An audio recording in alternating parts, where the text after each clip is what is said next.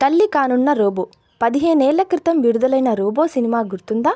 అందులో హీరో వశీకరణ్ దేశ సైన్యం కోసం చిట్టి అనే ఓ రోబోని తయారు చేస్తాడు. కానీ అది స్వయంగా ఆలోచించి భావోద్వేగాలను పెంచుకొని హీరోయిన్తో ప్రేమలో పడుతుంది. హీరోయిన్తో కలిసి పిల్లలను కనే టెక్నాలజీ కూడా అభివృద్ధి చేయగలనని చెప్తుంది.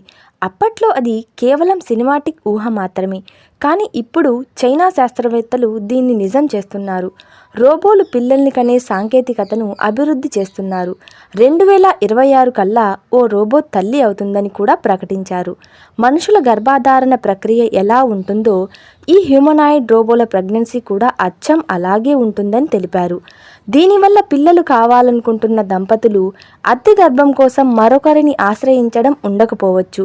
రోబోనే ఒక అద్దె గర్భంలా పనిచేసి దాని కృత్రిమ గర్భంలో పిండాన్ని పెంచి ఒక శిశువుకు జన్మనిస్తుంది. అలాగే మనుషులకు నిర్వహించినట్లే రోబోలకు కూడా ఒలింపిక్స్ నిర్వహిస్తున్నారు. తొలిసారి జరగనున్న ఈ వరల్డ్ రోబో గేమ్స్లో 16 దేశాలకు చెందిన దాదాపు 280 జట్లు పాల్గొంటున్నాయి.